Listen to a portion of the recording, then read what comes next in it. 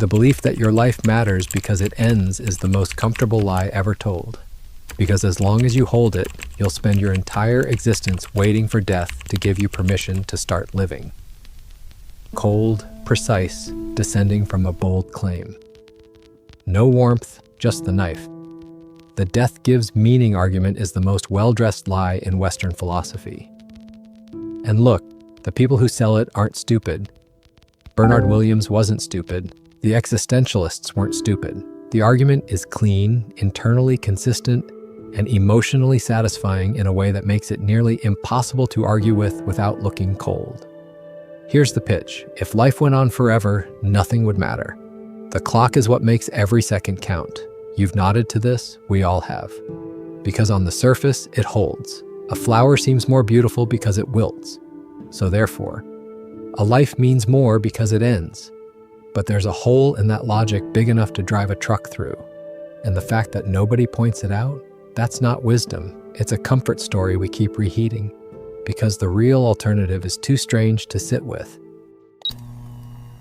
Here's the mechanism. And once you see it, it's hard to unsee. At some point, your brain learned to link scarcity with value. Rare things matter more. Last chances hit harder.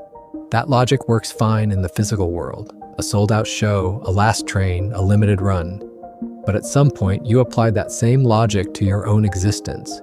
And the result is a brain that can only register meaning when something's about to stop.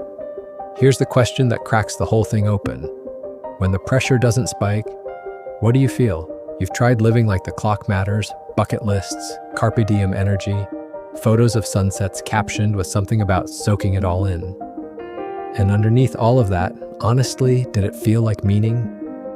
Or did it feel like squeezing a stone hoping for water? Because urgency-based meaning doesn't hold weight. It spikes, then it flattens. And what fills the space between those spikes is something nobody names, a low-grade, stubborn sense that whatever you're doing probably isn't quite enough. That's not a character flaw, that's a design flaw in the framework. So what do people do? They reach for bigger experiences, a trip somewhere new, a new relationship, something so vivid the existential hum goes quiet for a while. And it works, for a bit. The anxiety drops, the meaning lands, and you think, this is what I've been missing. I just need to keep finding more of it. But here's what's actually happening. You're confusing the medication with the cure. The vivid experience didn't hit because it was new or rare or finite. It hit because you were in it. Fully there, not reviewing the last thing, not planning the next one, not monitoring whether the moment was meeting your internal criteria for significance. You were just present. The novelty was a distraction trick. The participation was the actual point. And those two things feel identical in the moment, but they produce completely different lives over a decade. And here's where it gets messy. Because this doesn't stay inside your own head. When meaning runs on scarcity, other people stop functioning as people and start functioning as resources. You need experiences vivid enough to count, relationships significant enough to justify the time.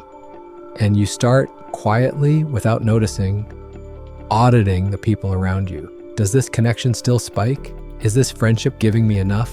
The ones that don't deliver intensity? You drift, not because you're cold, but because your framework is pulling you toward whatever feels most alive, most irreplaceable, most ending. You're not using people.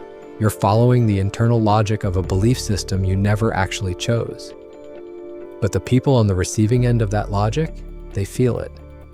And I'm not here to make you feel like garbage about this. This is what the scarcity model produces. When meaning lives in endings, you chase endings. That's not a moral failure. That's logic applied to a broken premise. But here's what it costs if you let it run unchecked.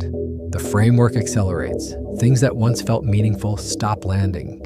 You need bigger spikes, sharper edges, more dramatic contrasts to get the same sense of mattering. Relationships that once felt deep start to feel stale. You become harder to satisfy. Not because you're ungrateful, but because the only way your meaning system knows how to register value is through contrast, novelty, and impending loss. Eventually, you start breaking things you actually care about. You underinvest in depth because depth is slow and doesn't announce itself as significant the way a dramatic ending does. The scarcity model of meaning isn't just philosophically wrong, it's operationally destructive. I want to tell you something I'm not particularly proud of. A few years ago, I pulled away from a friendship, a real one, the kind you build over a decade, because it had stopped feeling intense. No fight, no betrayal, it had just gone ordinary.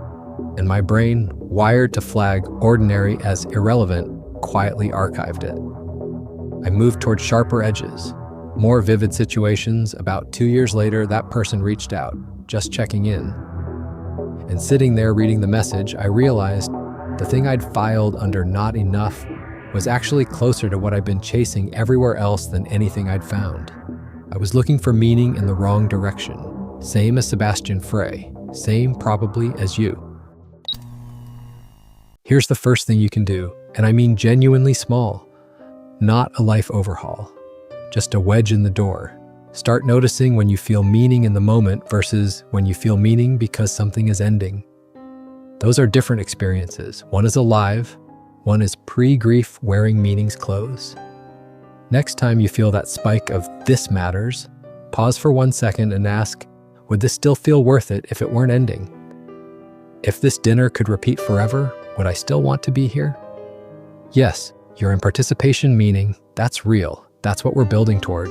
No, you're in scarcity meaning, not a judgment. Just data about what you're actually valuing versus what you think you are.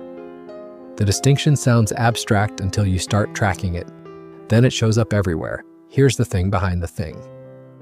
Sebastian Frey didn't build his philosophy of finitude because he loved death. He built it because nobody ever showed him, or you, or most of us, the other model. He grew up in a world where the only available answer to "why does this matter?" was "because it won't last." That's not a personal failure. That's what happens when you inherit a framework that's been in the air for centuries.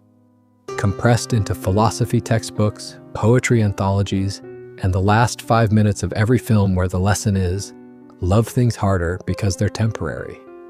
The belief that finitude creates meaning isn't something you reasoned your way into. You absorbed it because everyone around you had already absorbed it. You didn't choose a broken framework. You were just never handed a better one. So what's the alternative? Participation. Meaning that comes from being genuinely in things, not from the fact that they're going to stop. A conversation that pulls you so deep you forget to clock how long it's been. Work that actually uses you. A friendship you stop auditing against an internal deadline. And here's what Williams missed.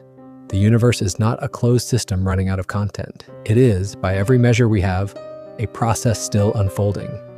Generating new problems, new connections, new reasons to be in contact with what's real. Meaning doesn't need a finish line, it needs contact.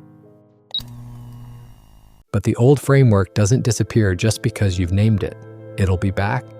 You'll feel it in the Sunday evening dread, that quiet panic that the weekend is ending and you didn't do enough. You'll feel it at milestone birthdays. You'll feel it when something genuinely good becomes routine and your brain starts quietly writing it off. When it shows up, don't argue with it. Don't run the philosophical counterargument, just notice it. Name it. There's the scarcity hit. And redirect with one question. What am I actually participating in right now? Not, will this matter in 10 years? Not, is this moment worth saving? Just, am I here? Is there something real in front of me I can actually engage with? That's the anchor, simple enough to use under pressure. Sebastian Frey wasn't wrong to feel that endings carry weight. He just misread the source. The weight doesn't come from the ending. It comes from the fact that it was real. That you were actually in it, connected to it, genuinely there for it. Finitude gets the credit for what participation actually built. You are not in borrowed time, scrambling to make it count before the clock hits 0. You're a system capable of genuine contact, creation, and connection, inside a universe that is demonstrably not done generating things worth caring about. The horizon of your life doesn't have to be a deadline. It can be an open edge, not the wall at the end of the hallway, the door into the next one. That shift, from deadline to open edge, is the whole game.